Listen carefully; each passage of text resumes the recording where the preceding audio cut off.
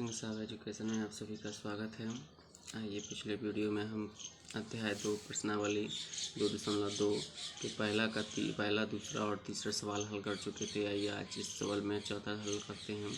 तो हमारा जो चौथा सवाल दिया गया है वो है क्या? चौथा सवाल दिया है 4u² 2 प्लस के 8u। तो हमने माना f(x) बराबर 4u² 2 प्लस के 8u। शून्य के लिए हम क्या लिखते हैं? f(x) बराबर कितना लिखते हैं? 0। तो 4u² 2 प्लस के 8u बराबर में कितना हो जाएगा? 0। 4u यहाँ पर इन दोनों में से कितना कॉमन ले लिया हमने? 4u कॉमन लेंगे तो यहाँ पर कितना बनेगा? यहाँ पर कितना बचेगा?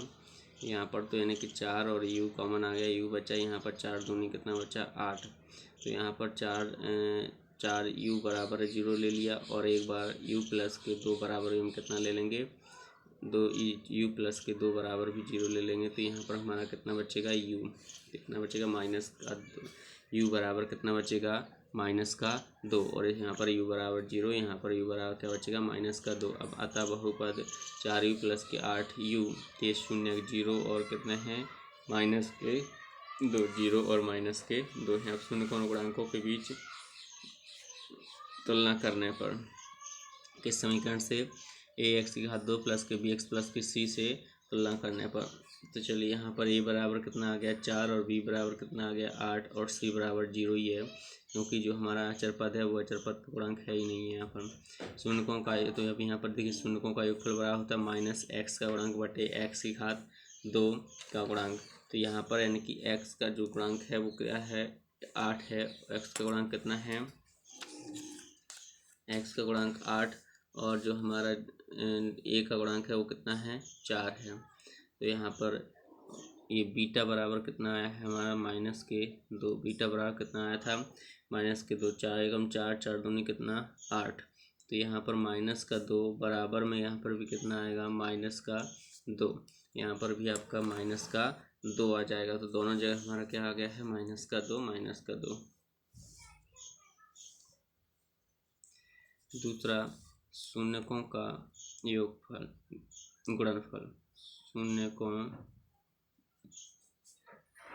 का गुणनफल। शून्यकों का गुणनफल क्या हो जाएगा? शून्यकों का गुणनफल बराबर होता है अचर पद बटे x² 2 का गुणांक। तो यहाँ पर हमें शून्यकों का गुणनफल हमने यानी कि शून्य का अल्फा बीटा मानते हैं तो अल्फा इंटू बीटा बराबर होता है c बटे a। अचर पद c होता है, x का गुणांक a है। तो कितना हो गया? c बटे a। चलिए c बटे a हो गया। अब यहाँ पर हम देखते हैं कि अल्फा इंटू बीटा, तो अल्फा का मान कितना था? 0 इंटू बीटा का मान कितना था? माइनस के 2 बराबर यहाँ पर जो अचर पद था वो कितना था? 0 और a बराबर कितना था? 4। तो यहाँ पर 0 बराबर में कितना आ गया? 0। तो यही हमारी सत्यता की क्या हो गई है? जांच हो गई है। चलिए अगला सवाल हल करते हैं। अगला सवाल जो है हमारा 5वां सवाल क्या दिया गया है? 5वां सवाल देखते हैं। 5वां सवाल है हमारा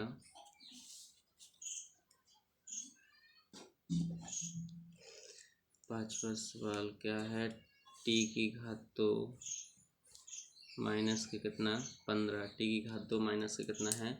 15। अब हमने यहाँ पर हल के लिए माना f(x) बराबर कितना हो गया? t² 2 माइनस के 15। अब यहाँ पर शून्य के लिए हम क्या करते हैं? शून्य के लिए f(x) बराबर कितना मान लेते हैं? 0। शून्य के लिए f(x) बराबर कितना मान लेते हैं? 0। तो f(x) यहाँ पर कितना दिया गया है? t² 2 माइनस के 15 बराबर में 0 दिया गया है। तो t² अगर 15 यहाँ पर माइनस का है बराबर के उस साइड जाएगा, किसका हो जाएगा? प्लस का 15। किसका हो जाएगा? प्लस के 15। चलिए t बराबर कितना आ जाएगा? यहाँ से अगर यानी कि 2 हटेगा तो इस साइड क्या लग जाएगा? अंडर रूट लग जाएगा। कितना लग जाएगा? Under root 15। तो यहाँ पर t बराबर क्या आ जाएगा, प्लस माइनस के, क्योंकि √15 ना किसी का यानी कि वर्ग होता है, इसलिए प्लस माइनस के कितना रहेगा, 15। तो चलिए एक बार t बराबर कितना, एक बार t बराबर प्लस के 15 √15, एक बार लिख लेते हैं t बराबर माइनस के √15। तो एक बार हमने अपने किसके प्लस के यानी कि t बराबर 15 लिख लिया है, और एक बार माइनस के t बराबर माइनस के √15 लिख लिया। चलिए अब दूसरा सवाल हमारा सॉरी इसके अभी हमने क्या शून्यक निकाल लिए, शून्यक क्या क्या हो जाएंगे तो लिख देते हैं। अतः बहुपद t² माइनस 15 के शून्यक √15 और माइनस के √15 हैं। अब शून्यकों तथा गुणांकों के बीच सत्यता की जांच। तो शून्यकों तथा गुणांकों के बीच सत्यता की जांच। तो शून्यकों तथा गुणांकों की बीच सत्यता की जांच के लिए हम पहले जो हमारा बहुपद दिया है उसकी तुलना हम करते हैं। तो बहुपद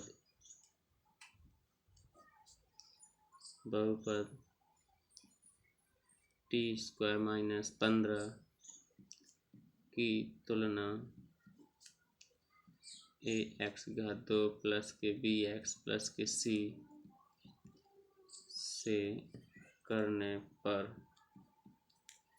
यहाँ पर हमने यानी कि तुलना जो हमारा बहुपद हमें जो दिया है उसकी तुलना हम किससे कर रहे हैं, t² माइनस के 15 की जो तुलना है वो द्विघात बहुपद ax² प्लस के bx प्लस के c से करने पर a बराबर कितना हो जाएगा, a बराबर 1 और b बराबर आपका कितना होगा 0 और c बराबर क्या होगा माइनस के 15, c बराबर क्या होगा c बराबर माइनस के 15 होगा।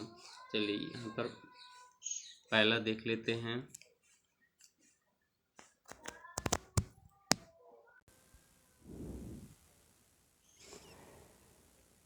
पहला हमारा है शून्यकों का योग।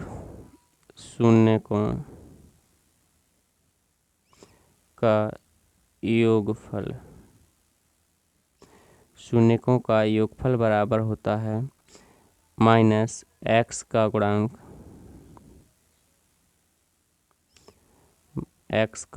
बटे x² का गुणांक।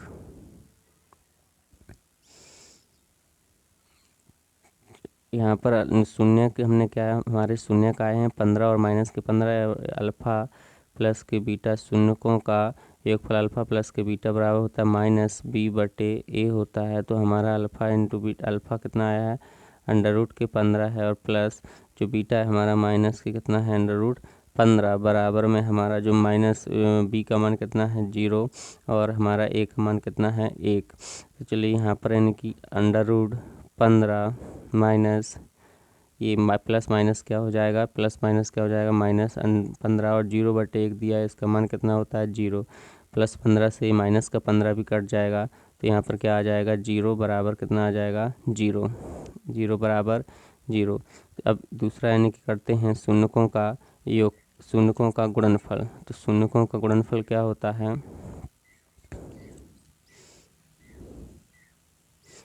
शून्यकों का गुणनफल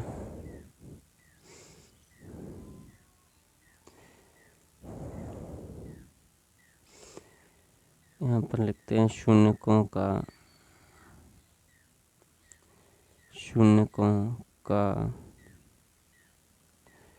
गुणनफल बराबर होता है अचर पद बटे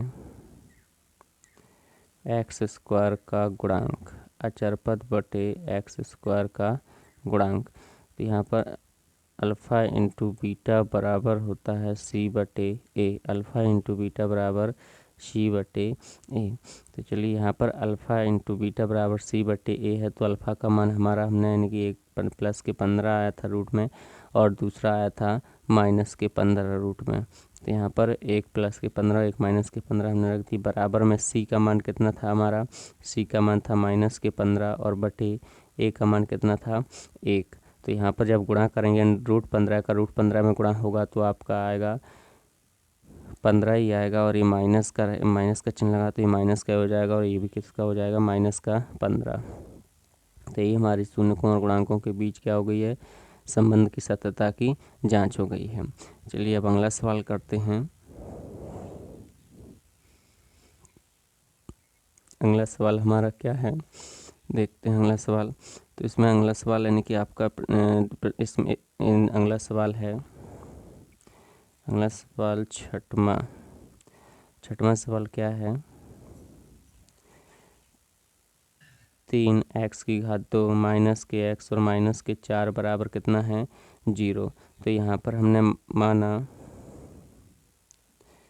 f(x) बराबर कितना मान लिया, 3x की घात 2 माइनस के x माइनस के 4 बराबर में कितना 0। तो यहाँ पर शून्य के लिए हम क्या मानते हैं, शून्य के लिए f(x) बराबर कितना मान लेते हैं 0। शून्य के लिए f(x) बराबर हमने कितना मान लिया है 0 मान लिया है शून्य के लिए। तो यहाँ पर देखिए अब f(x) की जगह f(x) का मान रख देते हैं। f(x) का मान क्या है, 3x की घात 2 माइनस के x और माइनस के 4 बराबर में कितना 0।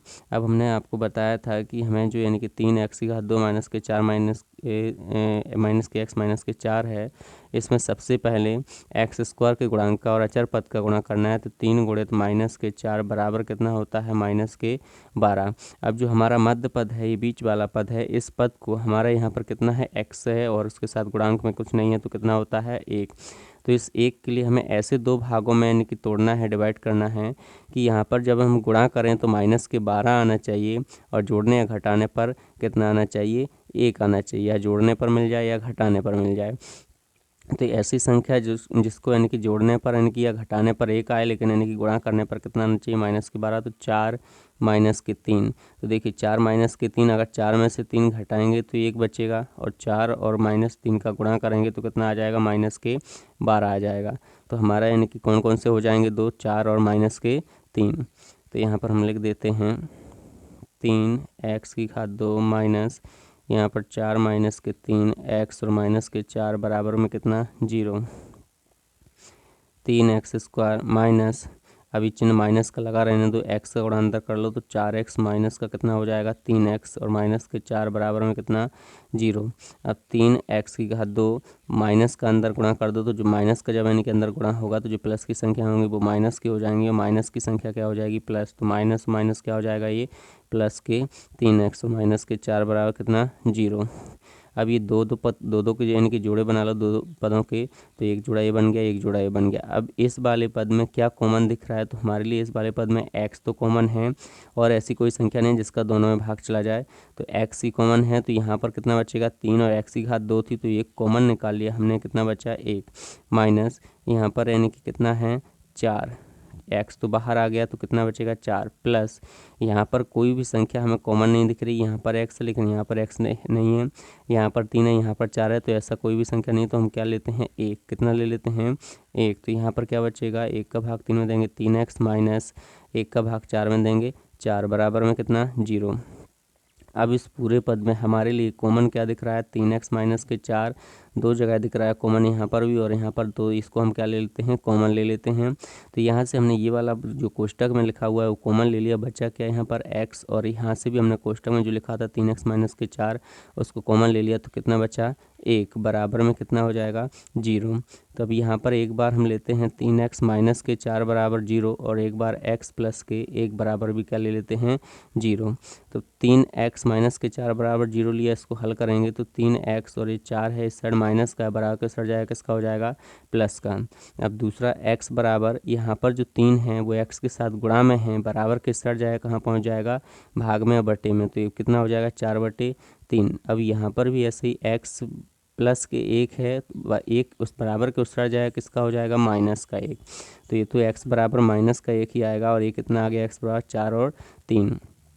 हम यहाँ पर लिखेंगे अतः बहुपद, हमारा जो बहुपद दिया था 3x⁻² माइनस के x और माइनस 4 के शून्यक 4/3 और माइनस का 1 है, 4/3 और माइनस के 1 हैं। अब हम यहाँ पर जो हमारा दिया गया बहुपद है, तो दिए गए बहुपद पहले हम लिखते हैं, सत्यता की जांच करनी है तो यहाँ पर लिख लेते हैं शून्यकों तथा गुणांकों के बीच सत्यता की जांच। सत्यता की जांच के लिए हमें क्या करना पड़ता है कि जो दिए गया जो बहुपद है उसकी तुलना हम व्यापक बहुपद से करते हैं। तो दिए गए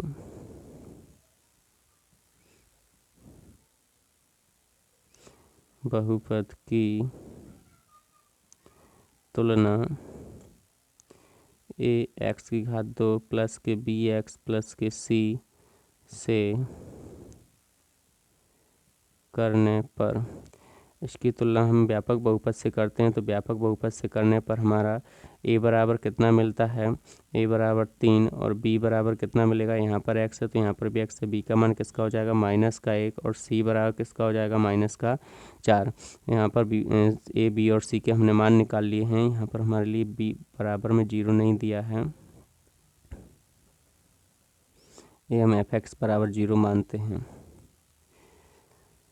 चलिए a बराबर 3, b बराबर माइनस का 1 और c बराबर क्या दिया है, माइनस का 4 दिया है। अब हम जो है हम सत्यता की जांच के लिए हम क्या करते हैं, पहले शून्यकों का योगफल निकालते हैं। तो शून्यकों का योगफल बराबर क्या होता है, माइनस x का गुणांक बटे x² का गुणांक, माइनस x का गुणांक बटे x² का गुणांक। तो यहाँ पर सबसे पहले तो यानी कि क्या आ जाएगा, अल्फा प्लस बीटा बराबर क्या होता है, माइनस के b/a, क्या हो जाएगा, माइनस के b/a। तो चलिए यहाँ पर अल्फा का हमारा जो अल्फा का मान थे वो क्या निकले थे, शून्यक क्या क्या निकले थे, 4/3 और माइनस के 1 निकले थे। 4/3 प्लस ये कितना हो जाएगा, माइनस का 1 बराबर में हमारा जो b का मान जो हमने तुलना की थी, तो तुलना करने पर देखो a b और c के मान क्या क्या आए थे, a का मान 3 था, b का मान माइनस का 1 और c का मान माइनस का 4। तो हमें यहाँ पर b का मान माइनस का 1 मिला था, तो ये माइनस पहले से है, और एक और माइनस का 1 और बटे में a का मान कितना, 3। तो यहाँ पर हो जाएगा 4/3 प्लस माइनस हो जाएगा माइनस, बराबर में माइनस और माइनस क्या हो जाएगा, प्लस 1/3। यहाँ पर लघुत्तम लोगे आप तो इसके बटे में कुछ नहीं, तो यहाँ पर 3 आ जाएगा। तो 3 का भाग 3 में दोगे 1 बार, 1 का गुणा 4 में करोगे 4, 1 का भाग 3 में दोगे 3 बार, और 3 का गुणा 1 में करोगे 3 ही आएगा, बराबर में कितना है, 1/3। चलिए अब यहाँ पर यानी कि 4 में से 3 जाएगा, कितना बचेगा, 1 बटे में कितना है 3, बराबर में कितना आ जाएगा, 1/3। ये हमारा शून्यकों का जो योगफल है, शून्यकों तथा गुणांकों के योगफल का जो सूत्र है वो यहाँ पर आ गया है, 1/3 बराबर 1/3, ये बराबर सिद्ध हुआ है। अब दूसरा हम क्या सिद्ध करते हैं, तो इसकी शून्यकों का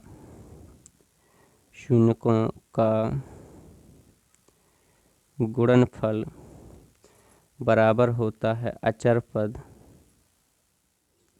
बटे x⁻² का गुणांक, शून्यकों का अचर पद बटे x⁻² का गुणांक। तो शून्यकों का गुणनफल बराबर अल्फा इंटू बीटा बराबर अचर पद c बटे में कितना a। तो अल्फा यानी कि अल्फा का मान कितना है, 4/3 इंटू बीटा का मान कितना है, माइनस का 1, बराबर में हमारा जो c का मान आया था, c का मान देखिए यहाँ पर c का मान था माइनस के 4 और a का मान 3। तो यहाँ पर हम c का मान क्या लिखेंगे, c का मान माइनस के 4 और a का मान किसका था, 3। तो यहाँ पर जब 4 और -1 का गुणा होगा तो -4/3 बराबर में क्या आएगा, -4/3। तो हमारे यानी कि दोनों मान कैसे आए हैं, बराबर आए हैं। और यही क्या है, शून्यों तथा गुणांकों के बीच संबंध की सत्यता की जांच। तो हम इस वीडियो में हमारे यानी कि जो प्रश्न नंबर 1 था उसके सभी सवाल हल हो चुके हैं। अब अगले नेक्स्ट वीडियो में हम प्रश्न नंबर 2 देखेंगे। और अगर ये आपको हमारा वीडियो पसंद आया हो तो लाइक कीजिएगा, सब्सक्राइब कीजिएगा, कमेंट कीजिए और अपने दोस्तों के साथ शेयर कीजिएगा। Thank you.